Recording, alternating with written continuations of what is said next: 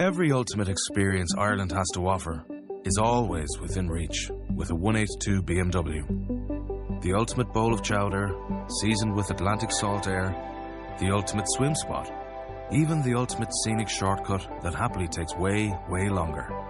Experience the ultimate with a 24-hour test drive from your local BMW retailer, because owning your new BMW is always within reach.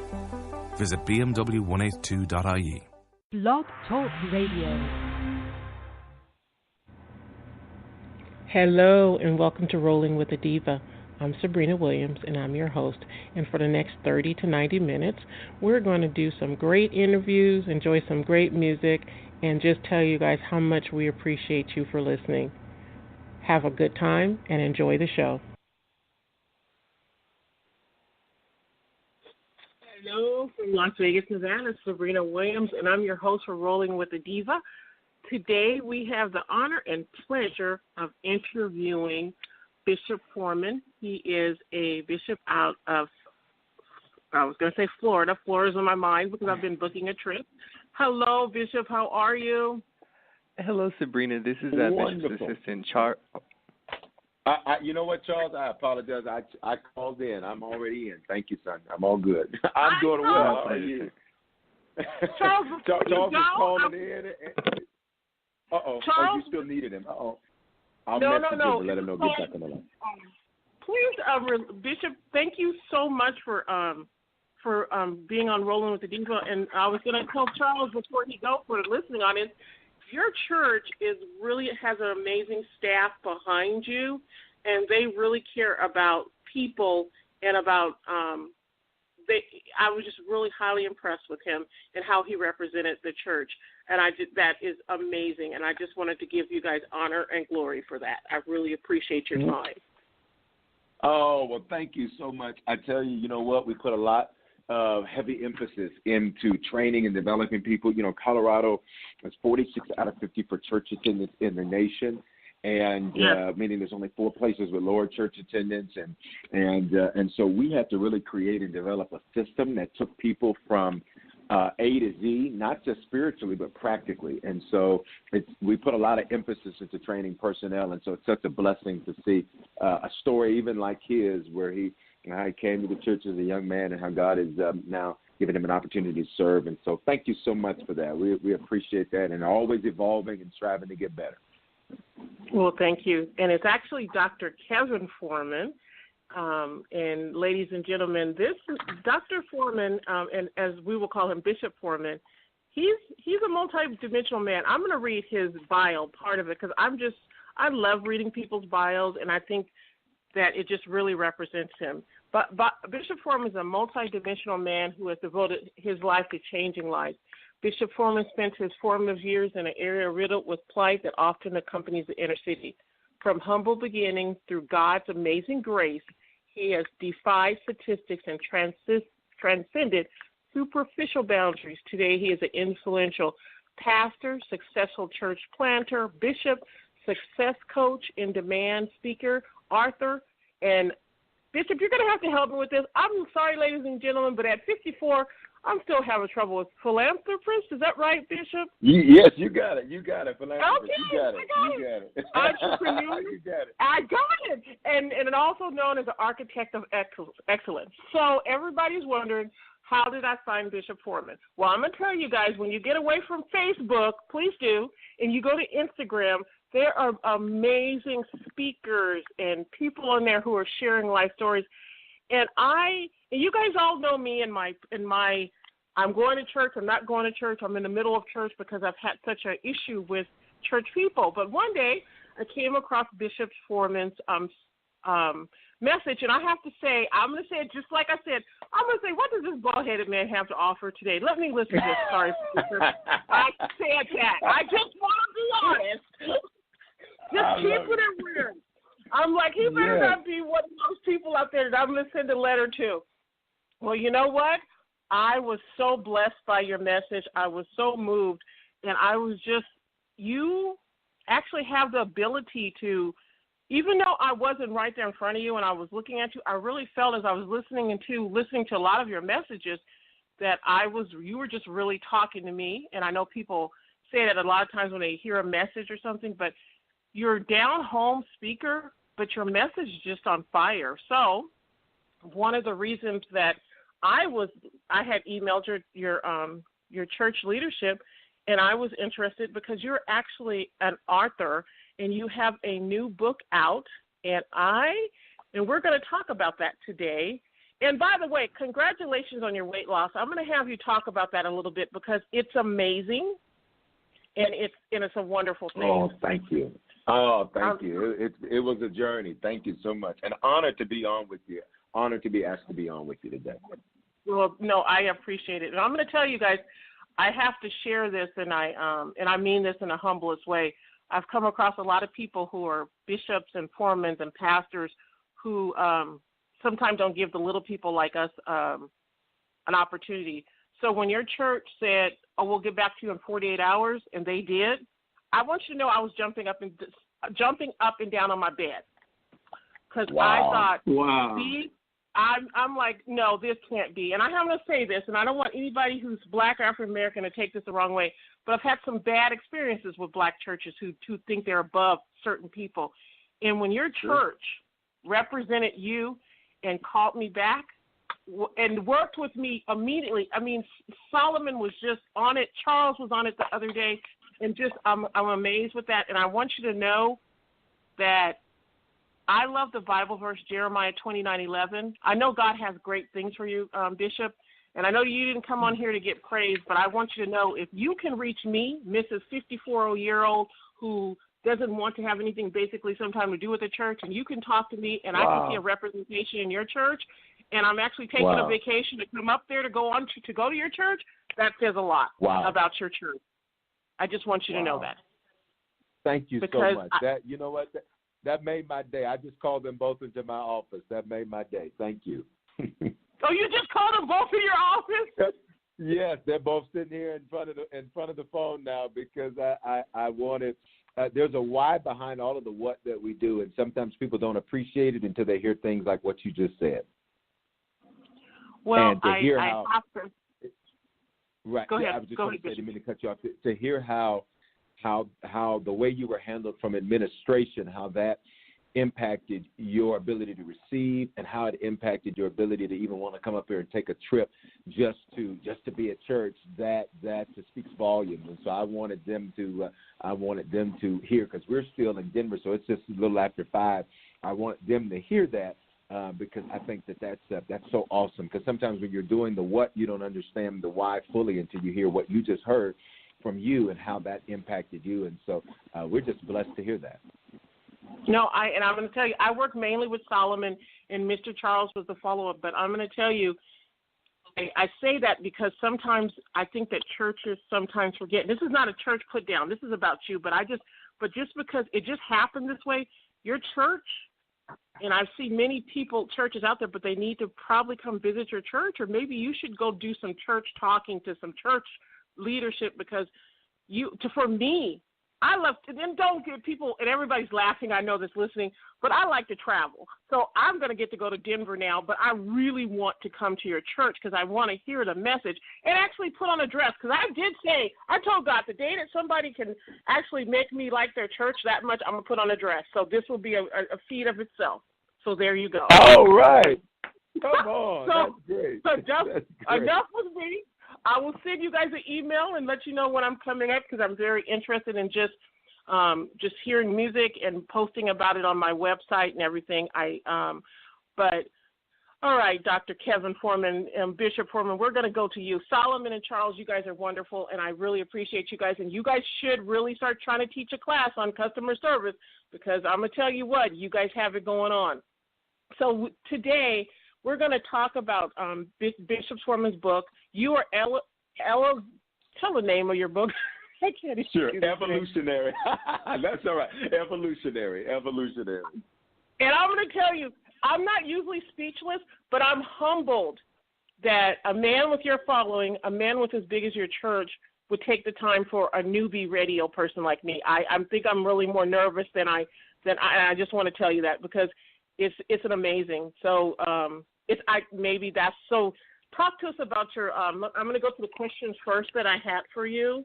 Sure, absolutely. And then, and I appreciate it, and forgive me for being very excited, but this is just the culmination of what I've been wanting to do for radio for years, and you just don't understand how much you made my day. I'm being honest, really seriously, sir.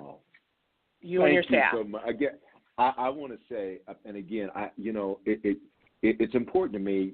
Sometimes people, because I do my best to respond. When you've got a lot, a growing number of followers and things like that, sometimes it can be difficult to be responsive. But I make it a priority, and I make it a priority to me, what's the purpose of a platform if you can't connect with people? And that's just the way I choose to view that. And so to hear, I didn't know, I'm just hearing a little bit about your story about as it relates to church, and I can understand that. And maybe we'll get an opportunity to talk about how I actually got into the role of a senior pastor and then consequently a bishop. But because I understand what it is to deal with a variety of issues in church and a variety of issues, I understand that. And so I just want you to know we're glad to be on with you. So I'm honored to be with you and honored that to have known that we made your day. Like I said, that's why I had to call those two who work with me directly. I had to call those two back to my office when you said that, because I wanted them to hear that, because I think sometimes we don't understand how, some people will never necessarily interact with a certain individual. They may never interact with the owner, the president, the chief executive, vice president, whatever. They're going to interact with their representatives, and it's so important that that's a positive interaction, because the person's view of that entire organization and that entire person is totally based off of that interaction they have with who answers that phone. And so I'm just blessed to know that actually, well, I made your day, that actually made my day. So thank you. You're welcome. I appreciate it. And I want you to know, if you follow me a little bit, I have this new letter that I developed for people. It's not me. It's you. It's me, not you. You're kicked out of the circle. And I sent that to one of the churches that I've moved on. I found a new church. I may only be able to go there once every 6 months, but I'm going. All right. Now, I love it. Come on, we want you. So here's the first question. You already alluded to that you're calling from Denver, but tell everybody where you're calling from and a little about your church. Sure, absolutely. Denver, Colorado, 5280. That's the Mile High City, 5,280 feet above sea level, and so that's where we're at. We planted Harvest Church now just over 12 years ago in Denver. Now, it's amazing to see what God has done. Harvest is multicultural, which is unusual for an African-American-led church who the African-American pastor also starts the church. It's very unusual. Multicultural, multi-generational. And it's really awesome because for many people, as I was mentioning earlier, Colorado is 46 out of 50 for church attendance in the nation. So it's not an Atlanta, it's not a Houston, it's not a Dallas, it's not a Chicago. It's a very, very different environment. And so, and planning a church here, you really have to have a grace to be here. You really have to be, called, because if not, it's a different type of receptivity that people have here. So, the Bible says, God will make you fishers of men. Well, the way I like to tell the story in Denver is that we had to build a pond, put the water in the pond, get the fish, put the fish in the pond, then go fishing for the fish we put in the pond. That's a very different thing than just going fishing for people. And so it's been a great journey, and we've seen God do great things. And we by no means have arrived. We are always evolving and always striving to reach more and more people. And so we like to use technology, things like our app, over 8,000 downloads. Of course, we like to leverage social media. We're seeing great, incredible things happen on social media and things like that. And we're excited because we're getting ready to take a congregation that was in the Dallas-Fort Worth area. We're in the process of making that Harvest Church DFW down there in the Dallas area. So that process is going. And we're also considering another location about an hour south of Denver in a city called Colorado Springs, Colorado. And so we're considering that. We'll be there next Friday night for an event. We're doing these events called Friday Night Fires. And so we're just excited to see all of the awesome things that are happening. And, you really spoke to something that is so critical for me, because 12 years ago when we planted the church, I didn't want to be a pastor. I didn't want to be a bishop, which is a pastor to pastors. I didn't want to do that. I was totally disinterested in that. I started my first business when I was 12. By the time I was 21, I had built a multi-million-dollar real estate finance business. So I was very comfortable in the business world. I was very comfortable doing things. And, simultaneously at 12, I started in ministry. I started in music. I was a drummer. And, oh, God, I was awful when I first started as a drummer. I couldn't keep the beat. I was horrible. But I got good. And years later, we were honored. They put us in the Colorado Gospel Music Hall of Fame. Didn't even know there was a Colorado Gospel Music Hall of Fame until they put us in it. And we saw God just do some awesome things. But when I was before we planted the church, I was an associate pastor of a church, and I was very happy being a number two. I was very happy being the support role. I like to call, you kind of have, the good cop, bad cop routine. I was very happy being the bad cop, so to speak. Not in a bad way, just, the guy that went and got things done, even if they were sort of dirty. Right. Not in a negative way, but, getting the hard work done. Hey, Pastor, you go hear from God, you go pray, let me go deal with these other issues. I'll deal with these other problems. So that kind of thing when I say the bad cop. And I remember going through an experience in church. That particular senior pastor decided that he didn't want to pastor anymore. And make a long story short, in doing that, I experienced, some situations in church where, let me just tell you how bad it got for me. I said, Lord, if this is how your people are, they can go not to heaven. So you figure, I don't. If I was at home, I'd say it, but I want to be respectful of your audience. So I can say they can go not to heaven, God, because I said this is crazy. I said there's one thing for people to tell the truth that you don't want them to tell. It's another thing for people to just make up stuff about you. And I remember being very disappointed, and for 2 weeks. Now that may not sound like a lot of time, but for somebody who had not missed church a Sunday or Wednesday in many years. For 2 weeks, wow. I went to church, and I sat at home on Sunday. I woke up late on Sunday. On Wednesday night, I was like, so what am I supposed to do? I don't even know what to do on a Wednesday night. And for me, that was huge because I did not miss church. And I remember saying, God, this is just a crazy experience. And he said, well, son, I want you to be what you didn't have. And so sometimes in order to really become what it is God's ordained for you to be and God desires for you to be, you have to go through that pain, and that pain really becomes the staging, if you will, for something purposeful. So that's sort of a long story short. Wow. And you know what? I'm going to and the bishop didn't say this, but the diva did, because I have to say this sometimes. Some people out there, y'all need to understand, and I'm a scientific research girl, and hell is over 1,850 degrees. So some of y'all that'll be out there doing bad things, I'm not condemning you to hell, believe me. But some of y'all, that's where you're going if you don't stop doing bad things to other people, okay, because it's getting out of control. That's all I'm going to say. And I said the word so the bishop didn't have to. Because, see, he needs to go write some more books and stuff, and I'm just over here being myself. So some of y'all know who I'm talking about that day, and you guys know it's true. And if this message is bothering you, we're glad we helped you. All right, moving on. Okay. I'm sorry. You know what? I'm really, as I get older, I think I'm older to you because I think you look all but maybe 40, and not even that. I'm going on 54. So as I got older, I'm just like say how it is, and I'll be okay with that. So I understand. I love it. Well, don't worry about it. People, like somebody will write and tell me that I'm going to hell because I said something wrong, and I had the bishop on the phone. Anyway, so Bishop, tell us why that you wrote your book, the newest book. And I know you've written a lot of books, but what was behind this one? Sure. So, this is my third. I guess technically fourth because we did a devotional, but this is my third. First book was Getting Your Finances in Order. We're going to do a release called Making Money Moves. I went through a financial valley. After building a very successful business and doing very well, I went through a financial valley. The industry I was in collapsed over the weekend. I watched it collapse on CNN. And so all the banks that we use, all the things that we did, I watched it collapse. And what was really significant about that is that it gave me an opportunity to, I said, Lord, if you get me out of this valley, I'm going to find a way.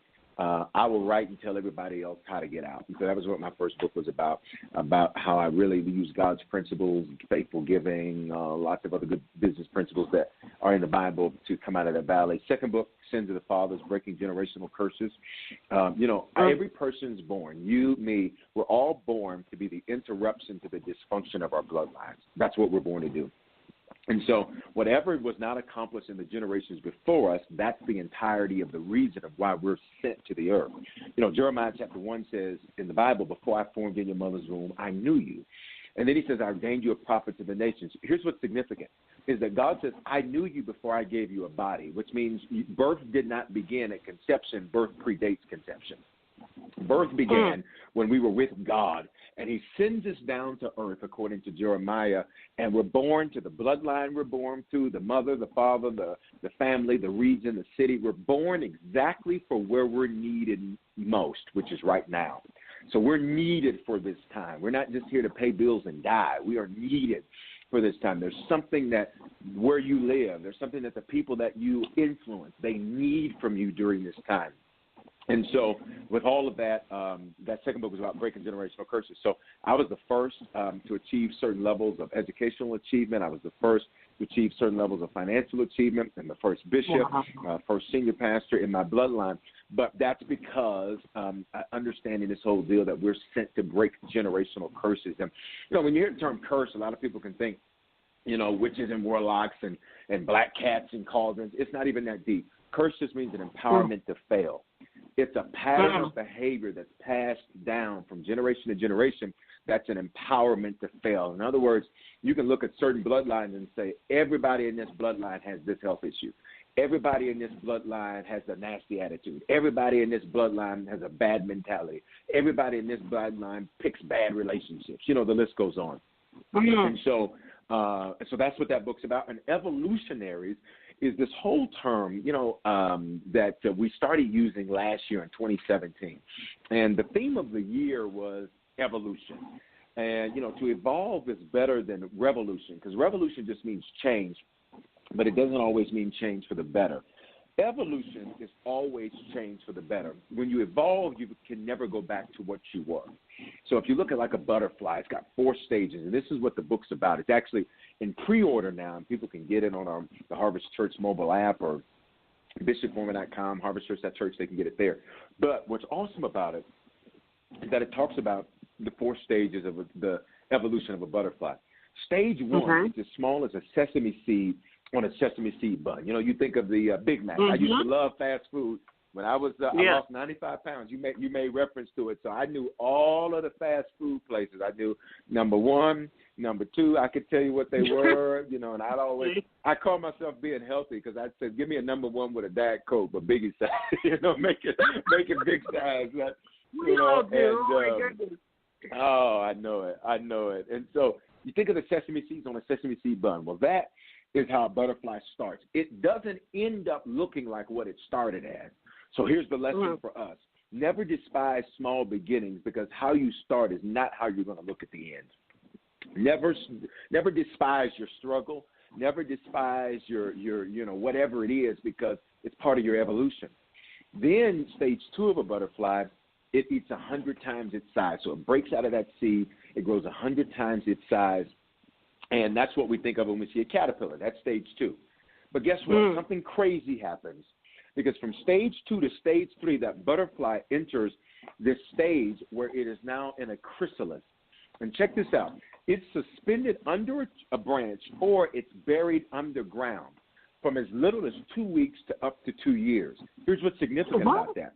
The amount of time that butterfly spends underground or suspended in this cocoon, the longer it's held back means the larger the butterfly will be when it breaks out. And so maybe for some of your listening audience, they're thinking, oh, my God, it's taking so long. I've wasted so much time. You have not wasted time. What you've done is gained experience. Somebody might say, I feel discouraged. I feel beaten down. I feel like, what's taking so long? Well, the bigger you're going to be, the longer you have to be in that cocoon, the longer you have to be in that chrysalis.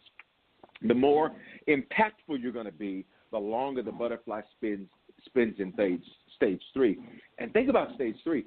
Because it just went from crawling around as a caterpillar, so it had some mobility. It looked like it was really doing well. Stage 3, it's in a cocoon by itself. It's isolated, cold, dark, alone. And then all of a sudden something happens. Stage 4.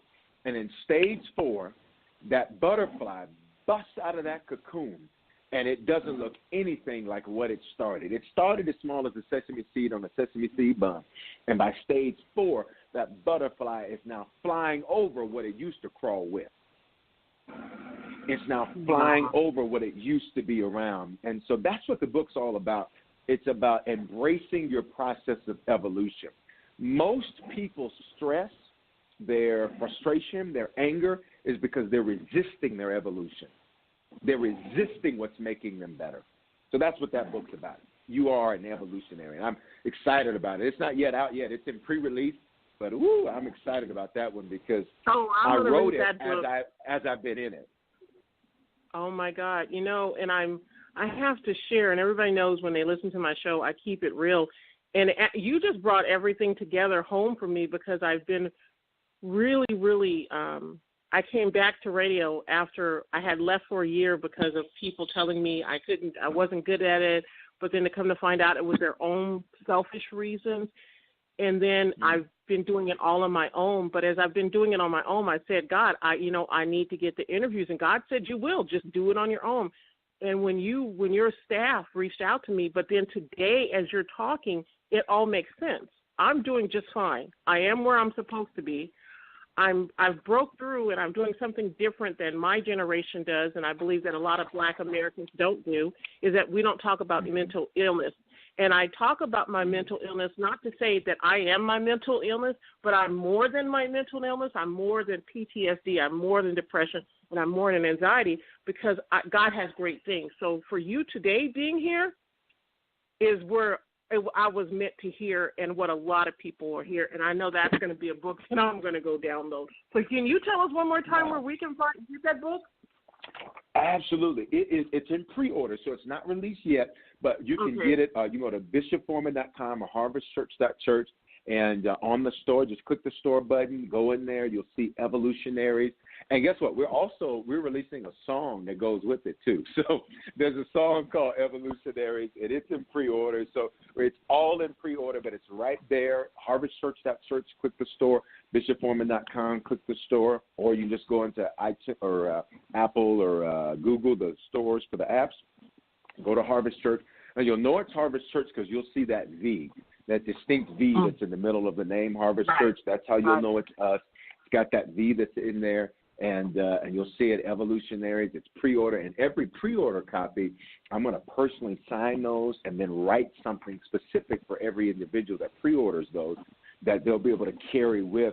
Not just an autograph, that's great, but what's even more powerful is I'm going to take that person's name, and with their name, I'm going to do the research. We're going to do the research on what their name means, and I'm going to write a prophetic word for them in the front cover of every book. So that book will really represent the next version of themselves.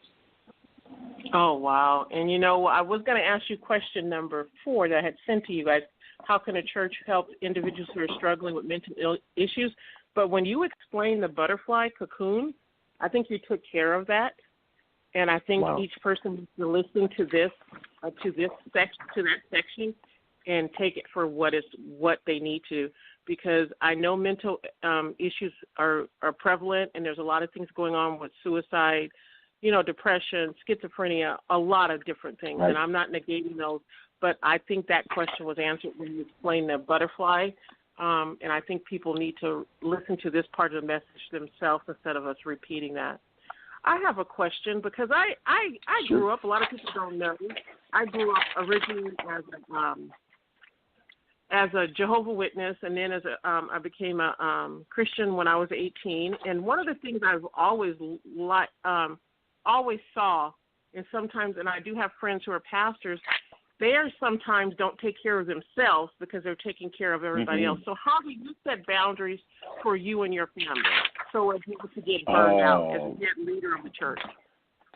Great question. So, I think one of the first things is I have a belief in a different philosophy of my approach to life. So most people approach life with this thought, that they are attempting to have balance, right? Everybody's after balance. I want balance. I don't believe in balance, and here's why. Balance implies equality amongst the time in which we spend. That's what balance means, 50-50, right? Okay. That's what balance means. I don't approach life that way. I approach life by priority. Priority says, well, what's most important and when is it most important to do it? So priority, when you live life by priority opposed to balance, what happens is you're able to simply say, okay, this is the order in which I'm going to do things. This is the order of importance of things. And so I govern myself. If you grew up in the old school Baptist church, they say you govern yourself accordingly. I govern myself accordingly by making sure that my priorities are taken care of.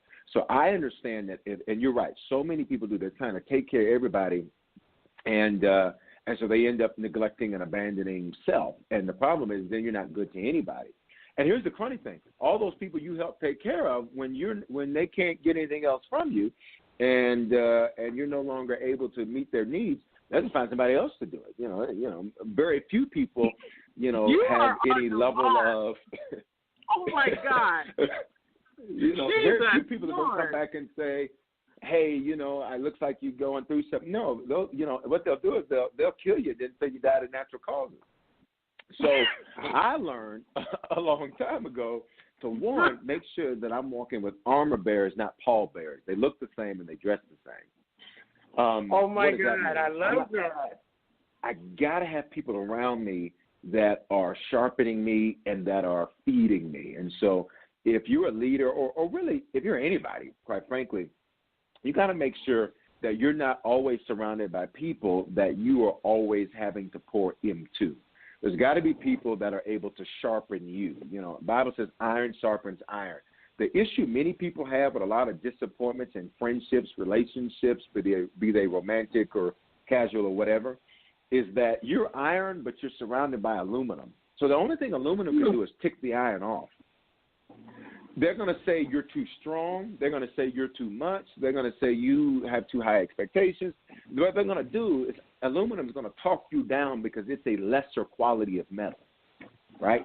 So what happens is if you're iron, you got to have iron around you. So number one, to your question, I make sure that I have people around me that can sharpen me, and so this includes other leaders who understand what I do, and I make sure that they sharpen me. Everybody around me can't be taking. There's got to be people giving. That's number one.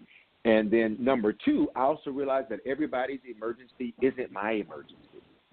Amen. And so, just because that's an emergency for you, but that's your emergency, that doesn't necessarily mean it's my emergency. And so, I'm a very pastoral guy. I'm very paternal. And so that's my nature. And so when you have a paternal nature, you can want to fix everybody. But I learned something, and I'll let this be the last point to your question. I learned two things with people, not to try to fix people nor to fight people. So I'm not going to fight somebody to be different, to think different, to act different. If they don't get it, don't want to get it, but that's just not my battle to fight. And number two, I've learned that it's not my responsibility to try to fix the way somebody thinks or fix the way somebody acts or fix the way somebody views things. A lot of people spend their energy trying to fight people and fix people instead of moving forward. So what they call burnout isn't really burnout. It's just misappropriated energy. You spent it on the wrong people. Just like like chemistry says, energy is neither, even when you transfer it, it's not destroyed. That's a very good point. And you know what? I really like you. Okay, you know what? I'm going to say this again. You really have made me laugh, and you have a good way of explaining things. And I like that aluminum and the iron. And I had to really literally, if you look, I think it's 2 weeks ago, I wrote this thing. It was a short thing, and I said literally, it's not me, it's not you, it's me. And I had too high expectation of you to be an adult. I wrote that, and I gave that to some people because telling me I'm too strong or I'm opinionated or I have too much expectation for you in a relationship that I would expect that you would want to pay the bill because you're a man, or I would expect that you would want to open the door for me because I'm a woman. I don't buy it. So my expectation of you, and I just do this, and I've told people because this is how I live. I love people unconditionally, and at this point in my life, I love people where they're at. And I had to learn that lesson hard, that you're talking about where people will leave you and let you go on and die. August 27, 2017, Clark County Department of Family Services gave me a forced medical off work because I hurt myself and I wasn't able to do my job. I'm a child protective service worker. Well, I was. Now I'm officially retired. That really sent me buggy. It caused a lot of suicidal thoughts. It was really hard for me because that's all I knew. And the people that I went to were like, you'll be okay. Well, that's funny because when you had somebody dying, literally I was there, and you know what? It woke me up, brought me back to reality that says, you know what? You need to put yourself first. You need to love yourself, and you need to love people where they are, and you cannot rescue people, and you need to set some boundaries. And since then, people have begun to tell me I'm overly aggressive. No, I'm not aggressive because I say no. How is that aggressive? No. Right. You'll be okay. No, I'm not helping you with this. No, I'm not loaning you money. No, because you know what? You should have thought about this before you went A, B, and C. And your message today is, I usually talk a lot more, but your message is just right on fire. Because, you know, anybody that's listening, you guys need to actually hear what he's saying. You are worth, it's my favorite term, you're more than enough. You're more than enough, and if you don't stop hanging with aluminum foil, your iron's not going to be strong. That's all I'm going to say. All right. There it is. Now, I really, again, thank you, Pastor, for coming on Rolling with the Diva with your host, Sabrina Williams. And I just wanted to put this out there because I got another email, and everybody knows me and my email and social media. I just call people out. Okay, people, for the last time, I love my sisters, Venus and Serena Williams, but no, I cannot get you pictures. No, I cannot get you letters. And no, I cannot get you autographs. Okay, and I need you guys to stay out of my mailbox. Second thing, I need people, Pastor, people really do have some issues with themselves. And Pastor, now I'm on the phone. Say hello to Elisha. This is my son, Elisha. Hello, how are you? Good to meet you. Hello. And so he comes in the room knowing I'm on radio, but guess what he wants? He wants the salmon. You know children don't care about nothing but themselves. Yes, dear, you can have a salmon, don't eat it all. I had to go on the radio saying that, Pastor. Okay. You know, kids, you got to love him. He's 20 years old. My kids know. I told him out anyway. So, also, and I'm going to say this, and I have to say this, women, and Pastor, I do these little blurps. Women, you guys need to keep your hands off of men. Men are not to be abused, and they're to be respected just as much as we are. I am really struggling, especially, I don't know if it's just in Vegas, because I live in Las Vegas.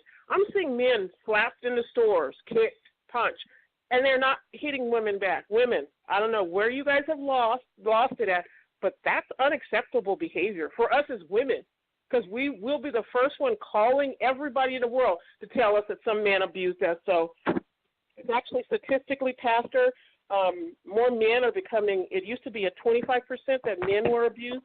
It's now rising to over 40% that more men are being abused by women and in relationships. So I just have to say that because I'm really saddened to see that. And I was really sad because I had one lady who was and I said, ma'am, why did you stop him? Well, he wasn't doing what I said, and in the name of Jesus, I hit him. I'm like, okay, you know what? I'm going to move away from you because you're going to go to hell. And I actually said that. I said that's enough of that. Wow.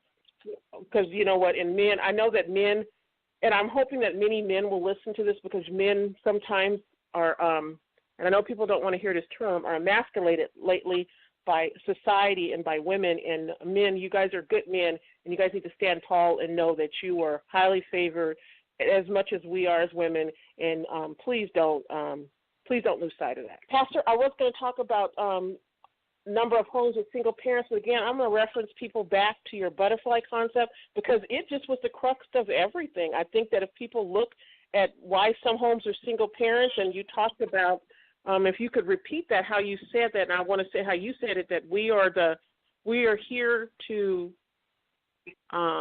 sure, we're the interruption to the dysfunction in our bloodline. That's what we are. Exactly. And so there's so many scriptural examples of that. But when you just have that basic understanding that you're just not sent to pay bills and die, you're sent. Revelation says God's made us kings and priests. That means in one person there's two realms. There's the spiritual and the secular, if you will. There is the success and the spiritual. It's not either or, it's both and. And that's what we're born to do. We're born to rule, to reign, to conquer, and to subdue. And sometimes we look at the hands we're dealt, whether it was, I was raised by a single mother who did a heck of a job. And I can remember as a kid saying, God, why don't I get a father just like other people. And I remember the Lord saying something so powerful. I remember his response to me, like it was yesterday. He said, had he been there, he would have painted you. And you would have spent your life undoing what his presence did. For some people, absence of somebody wasn't a loss, it was protection. It wasn't rejection, it was protection. Sometimes there are things that we can want, things we can desire, and really, quite honestly, its presence would do more damage for us than it would good. And so, whenever you look through the scripture, you see that over and over again, where God sent people to be these interrupters. They're the first in their bloodline to do different things. And sometimes you can get caught up in well, what about me? This person's doing that, this person's doing that, and you're missing. In search of the miracle you want to see, you're missing the miracle that you are. Amen. And I agree with that. I mean, I have to say, and even though my parents and everybody knows my dad is Richard Williams, and I'm the half-sister of Venus and Serena, I'm the oldest, and I've come to date to determine this. I am the oldest for a reason. Besides I'm very adorably cute, but just happens that way. But I'm the first for a reason because I was the first to go to college, first to get a master's degree. Wow. The first to actually do radio and to start realizing that I had a gift. I'm a great sports player. A lot of people don't know. My gift is bench pressing. I can bench press bigger than most guys. I bench press about 225. My goal is 285 by the time I'm 55.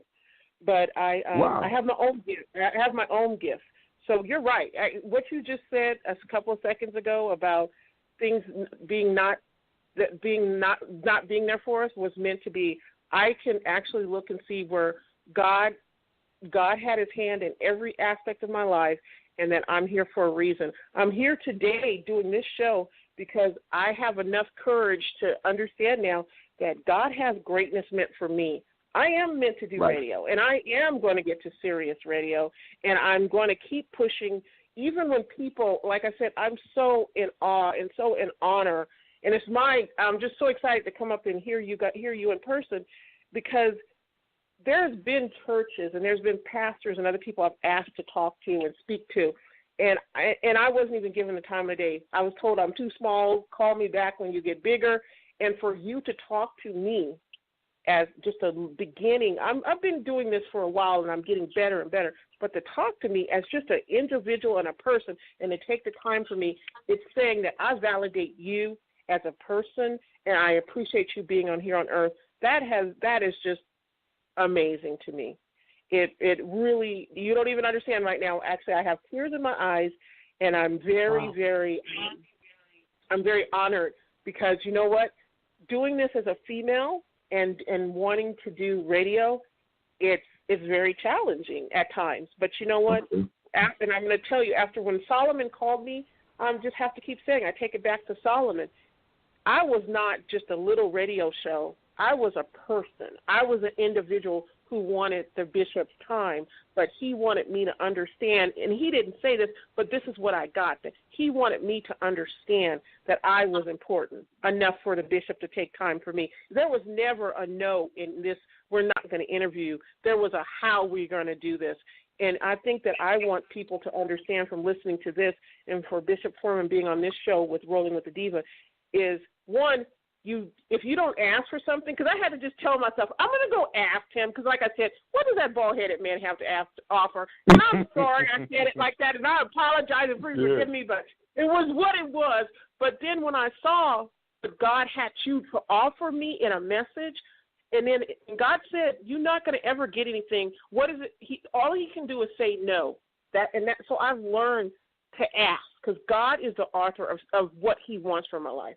2 is when people are genuinely in their walk with God, they open doors and talk to other people just as if they were sitting and talking to Jesus, because that's how I feel about talking to you today. And I appreciate your time. And I don't know if that's the impact, if anybody's ever told you that, but what your church did for me, and to come and talk and have you on the show today, is like you are saying to me and to every other person that you're talking to when you're talking this message or on your thing, is that you're important enough to me. Even when you're talking about signing the book and making it for us. And I'm here today to validate you and say I will be praying for you. I truly believe Jeremiah 29:11 that God has a plan to prosper you and not harm you, and that he will make great things.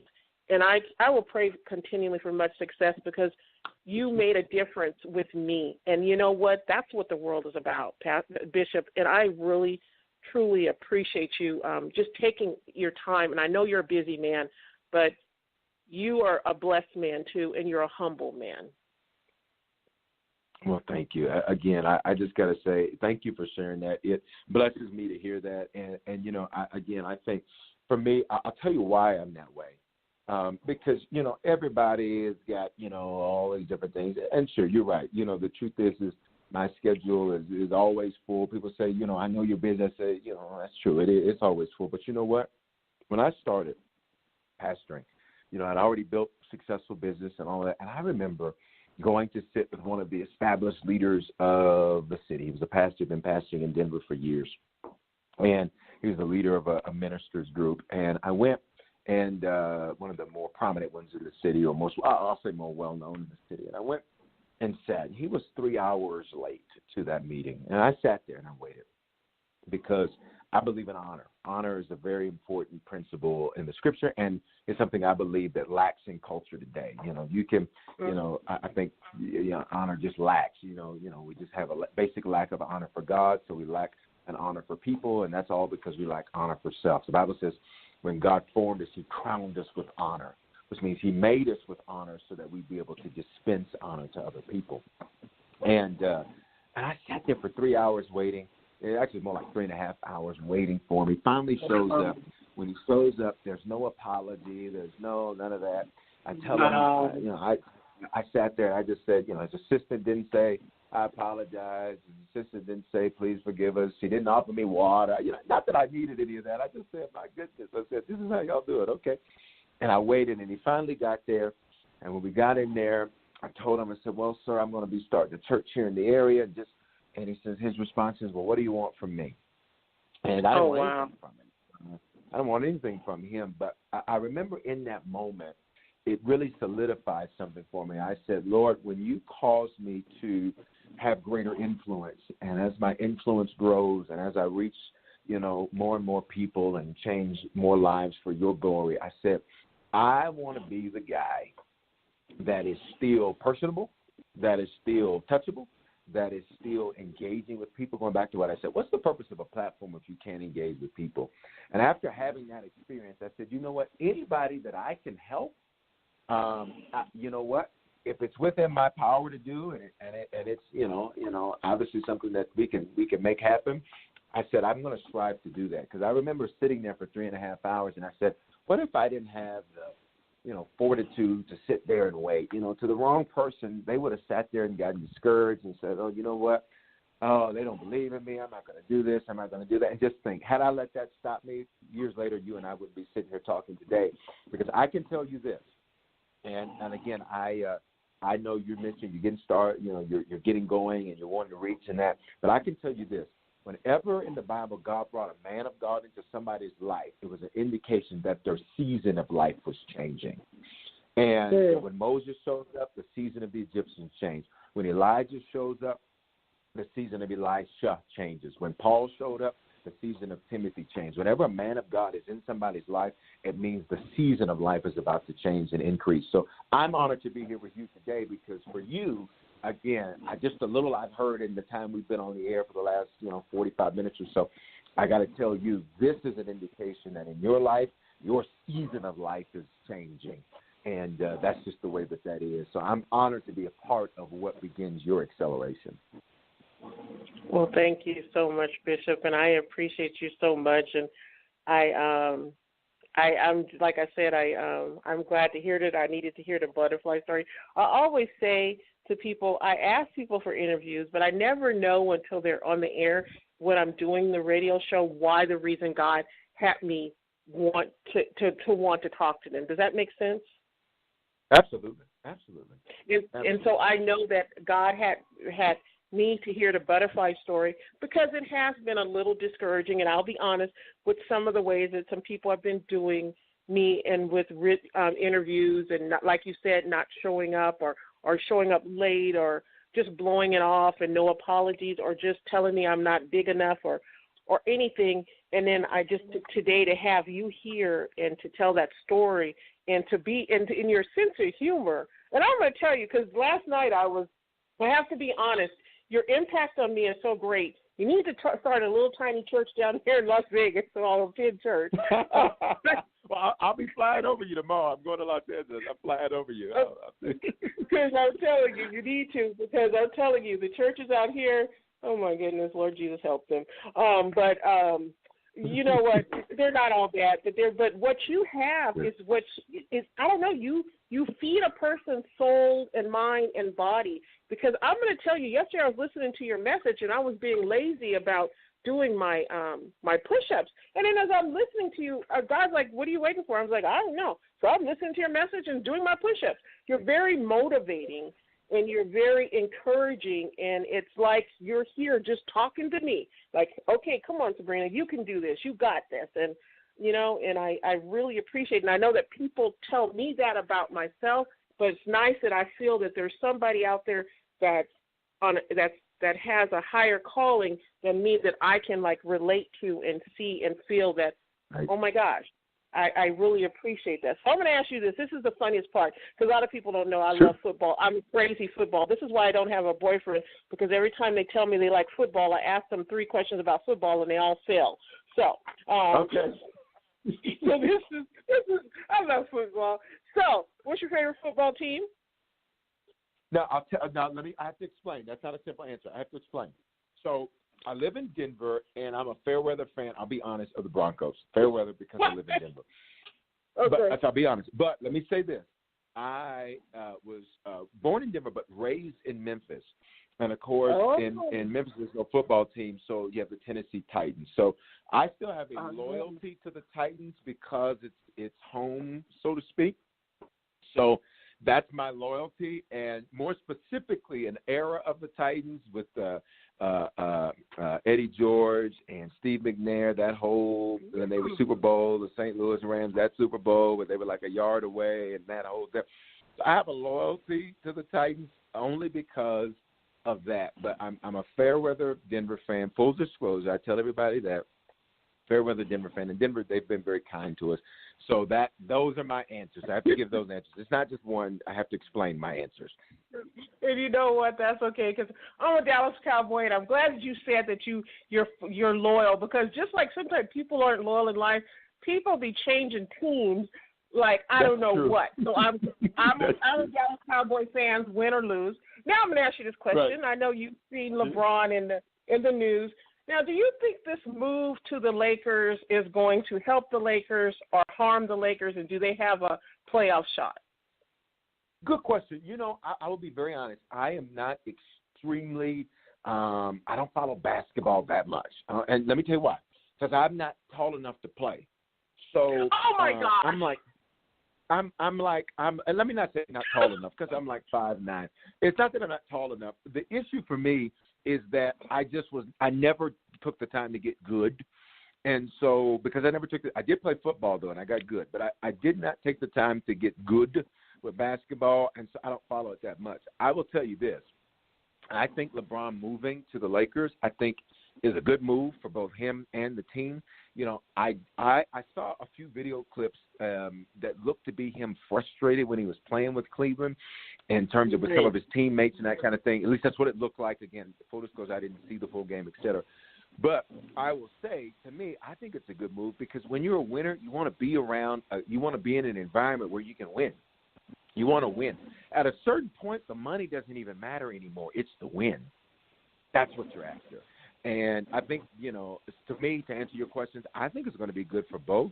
I did hear a press conference with Magic where Magic said, hey, if Magic's, management is not getting it done, then, he'll bow out, that kind of thing. So I honestly think it's a good move. I think it's smart. And I think it's wise for both. And I get why some people were disappointed, but I could understand from the little bit I knew and the little bit I did see why they'd say, you know what, I want to be with people that are going to give me an opportunity to win. Because nobody, if you're going back to iron and aluminum, if your iron is surrounded by what you believe to be aluminum, you're going to be frustrated all day, every day. So I think it's a good win. Good move. Oh my gosh. Okay, I'm going to quote you on that, and I'm going to share that because you know what? You just gave me a whole different perspective on LeBron. I love LeBron, don't get me wrong. But I understand now why. And one of my good friends, his name's Clarence Jones, he's a suit maker for the NBA draft players in NFL draft and a lot of the stars too. And he's good friends with LeBron. And he told me he was going there, and I just didn't believe him. I didn't think he would go to the Lakers. But now what you said makes sense, and it's about the win. I thought it was always about the money, but that makes so much sense now because he has the money. He doesn't. And you know what? Wow. Well, Bishop, you know what? Our time is up, and I don't want to keep you because it's almost 6 o'clock there. But I really want to thank you, sir, for coming on and talking to me and talking to our audience about your life and your book, and just really appreciate you and thank you for your time. Please, before we go, please let everybody know where they can find you on social media at. Absolutely. So all of our social media is super simple. It's just whatever the channel is, /Bishop Foreman, Foreman. So Instagram.com/Bishop Foreman, Twitter.com/Bishop Foreman. I don't tweet that much. We're more on Instagram.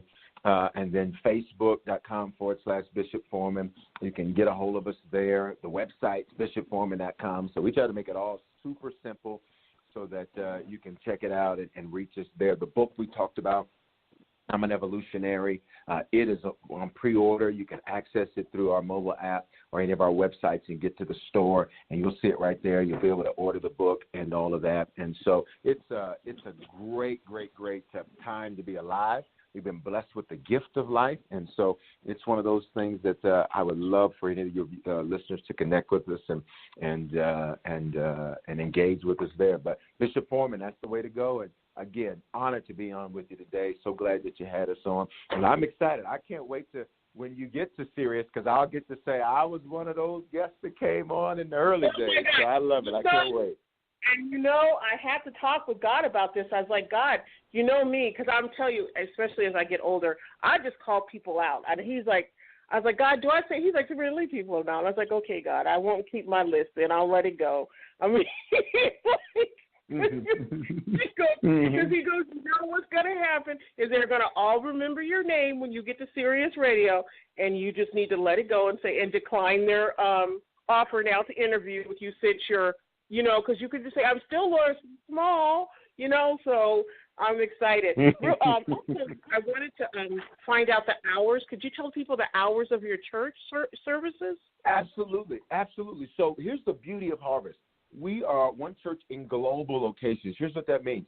You can watch us from anywhere in the world where you can get a data connection, right? So while we're live in Denver, Sundays 9:15 and 11:15, Wednesdays at 7, and you can watch, though, anywhere. YouTube Live, Facebook Live, Apple TV, Roku, as well as our website, our mobile app. You can watch anywhere and connect with us. And we have so many people, I just got to tell you, they have connected to Harvest digitally, and Harvest is their church. They will literally, kind of like what you just said. So when you said that, actually, you wouldn't be the first. Several people do that, where they live somewhere else, but they want to be connected to Harvest. They know I'm their pastor. They know they want me to speak into their life. So they will watch digitally every single week. and then occasionally they'll fly in. Just this last weekend, we had people in from Virginia, people in from Baltimore, people in from other states who were in just for their quarterly or bi-monthly or whatever frequency they do visit to come in. So you can connect to Harvest anywhere around the world, 9:15, 11:15 on Sundays, Wednesdays at 7 o'clock. Just go to, harvestchurch.church, and you can see all of the digital ways you can connect with us. Well, thank you, Pastor. And any time that you and your staff or you and your family are in Las Vegas, my home, my sons and I, we would love to cook for you guys. I will have to say, you will only, as you heard, you will only have salmon and vegetables, but you'll be okay. Well, hey, listen, I love salmon, so listen, don't threaten me with a good time. I love that. I'm telling you right now, I have to tell you, I drove up because I love to drive, and by the way, everybody, please don't forget that I do. I'm a travel agent, and I do travel for everybody. But I've been traveling now, going to hotels, so I can tell people about the hotels. So last week I had to go to Utah. I literally had to go because that's where I get my olive oil and my seasoning from this shop. And I have to tell you, my sons love this and my dogs love it because I take a big, probably about a 12-pound piece of salmon, turn the oven up to 500 degrees, take olive oil, tangerine olive oil that's infused, put it on both sides, and then sprinkle this ghost pepper salt on it, and it's the bomb. It's the bomb. And then I throw in mushrooms with that and yellow peppers because just like you, I've had to come to terms with losing weight. So I was at 350. I'm 225, and I'm proud to say I'm at 225 because if anybody looks at me, you would think I'm like maybe 185, 175. But again, as you know, when you work out and you lift weights, it gives you a different look. But I eat a lot of protein, vegetables, and I don't do too many carbs because to be honest, I'm one of those few people that carbs are irritating, and telling people they're going to go to hell because you eat too many carbs sometimes is not the thing to do to people. So I stay away from carbs because I'm not very nice. But I would tell you, but seriously, when your family or your staff or somebody comes to Vegas and they need a place to stay or they just want a good meal and they're passing through, you guys stop by because I'm seriously on that because you guys are my church. I'm serious, and I want to be. That's the connection. So thank you so much for tuning in. Thank you for being there. And yeah, anytime you stop in, and then I'm gonna be telling people like they need to. I'm gonna start wearing a Harvest T-shirt. Do we have Harvest T-shirts? So maybe some churches will be like changing. We do. We sure do. We absolutely do. We got a whole Harvest apparel line. So we got to make sure we get you some Harvest swag. We got to make sure we get you. And also to tell you the truth, I love like advertising for, and I'm advertising for my church now because I'm gonna tell you, I am blessed and I'm just honored that my pastor, now I can officially say that, came on and talked to me. Welcome. I'm so excited, and I'll make sure the Sunday I come is the Sunday that you guys have some food somewhere, or somebody can invite me over. Okay, I'm done, Pastor. You have been amazing, Bishop Foreman, and I want to thank you so much. Thank you for your staff. Thank you, and tell your family thank you for your time. I know it's late. You be blessed, and sir, I'm always praying for you in your church, and you guys keep doing what you're doing because what you're doing is really you're bringing people to God, and it took a feat for God to really, because I told God I'm not going back to church, and I think God was like having issues with that, so he obviously had a different. I told him I'm not going back to church. I refuse to deal with your people, and he's like, wow, okay. I mean, I was done with his people, and he's like, no, those are your people too. Right. Well, it takes somebody like me who's been there to be able to speak to somebody like you who was there, so that now you said your church. It ain't your church. You just said you want us now. So we go. You in the family now. So you're a harvester now. That's what we call harvest folks. We call them harvesters. So you're part of the family now.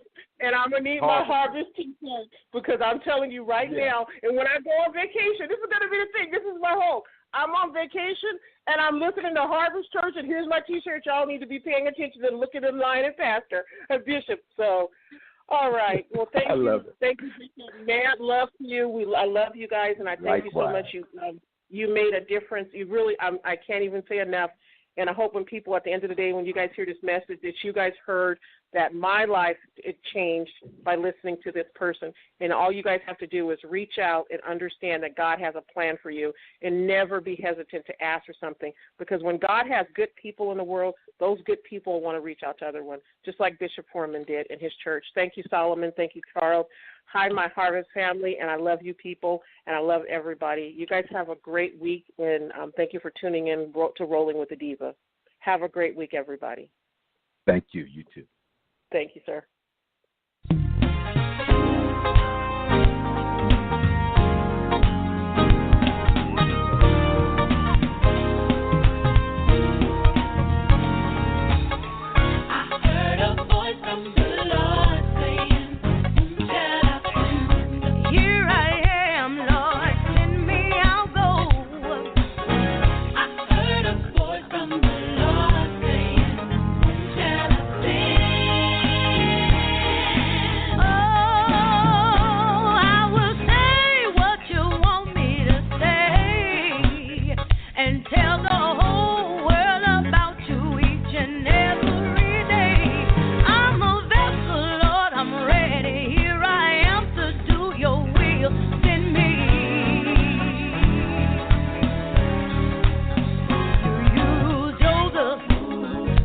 Tell men about dreams. You use Moses to lead the children of Israel. You brought the Hebrew boys out of the fiery burning just to show the king that they would not bow. You brought Daniel out of the lion's den just to prove that you are real.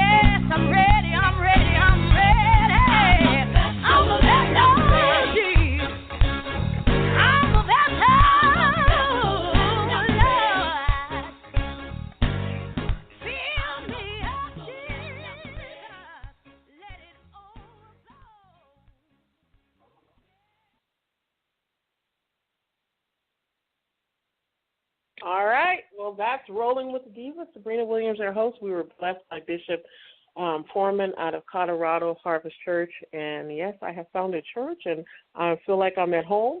You guys have a great day. We'll see you tomorrow with Tina Hobson, and it will be at 4 p.m. Have a great day, everybody. Bye, y'all. Peace out.